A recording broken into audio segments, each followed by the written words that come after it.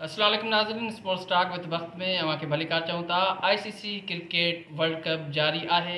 कल तमामु वॾो अपसेट थियो आहे।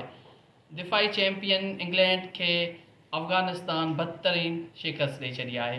अवां खे ॿुधाईंदा हलूं त गुज़िरियल ॾींहुं इंग्लैंड जे कप्तान टॉस खटे पहिरीं फील्डिंग करण जो फ़ैसिलो कयो। अफ़गानिस्तान जी टीम पहिरीं खेॾंदे 284 रन्सुनि ते ऑल आउट थी वई। अफ़गानिस्तान तरफ़ां रहमतुल्लाह गुरबाज़ 80, इकराम 58 ऐं मुजीब 28 रन्सूं ठाहे नुमाया रहिया। जवाब में इंग्लैंड जी जेका बैटिंग लाइन आहे उहा वारीअ जी दीवार साबित थी। समूरी टीम 215 रन्सूं ठाहे ऑल आउट थी वई ऐं इंग्लैंड खे अहिड़ीअ तरह 69 रन्सुनि तां बदतरीन शिकस्त थी आहे। इंग्लैंड जूं शिकस्त जेका असुलु सबबु आहे उहे स्पिन बॉलिंग आहे अफ़गानिस्तान जी, जंहिंमें 3 विकेटियूं वरितियूं आहिनि राशिद खान। मुजीब 3 विकेटियूं वरितियूं आहिनि, जॾहिं त नबी 2 विकेटियूं वठण में कामयाबु वियो।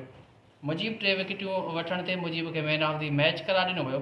हीउ वॾो अपसेट आहे, छो जो हिन खां अॻु बि इंग्लैंड खे शिकस्त थी चुकी आहे। इंग्लैंड हींअर 3 मैचूं खेॾी चुकी आहे, उन में 2 खे हुनखे शिकस्त थी आहे, जॾहिं त 1 में हुन कामयाबी हासिलु कई आहे। जॾहिं त अफ़गानिस्तान बि 3 मैचूं खेॾी चुकी आहे, 2 में हुनखे शिकस्त थी आहे ऐं जेका कल्ह जेका मैच खेॾी वई उन में हुननि कामयाबी हासिलु कई आहे। हीअ अफ़गानिस्तान जी तमामु वॾी कामयाबी आहे ऐं अफ़गानिस्तान जी जेके ईंदड़ मैचूं आहिनि ॿियनि टीमनि सां उहा उन्हनि जे लाइ ख़तरे जी घंटी हुन वॼाए छॾी आहे त कंहिं बि वक़्तु हू अञा बि वधीक बि अपसेट करे सघनि था। पर हिन वक़्तु सूरत हाल इहा आहे त इंग्लैंड जे लाइ सेमीफाइनल में पहुचण लाइ सिचुएशन इंतिहाई टफ आहे, छो जो इंग्लैंड जूं बाक़ी जेके 6 मैचूं आहिनि घटि में घटि इंग्लैंड खे उन्हनि मां 5 मैचनि मां कामयाबी हासिलु करणी आहे। ॿियो त ऑस्ट्रेलिया जी टीम बि हिन वक़्तु पॉइंट्स टेबल ते लास्ट में हली वई आहे। अफ़गानिस्तान जी कामयाबी खां पोइ इंग्लैंड ऐं ऑस्ट्रेलिया जे जेके सेमीफाइनल में पहुचण जा जेके चांसिस आहिनि उहे तक़रीबन घटिजी विया आहिनि।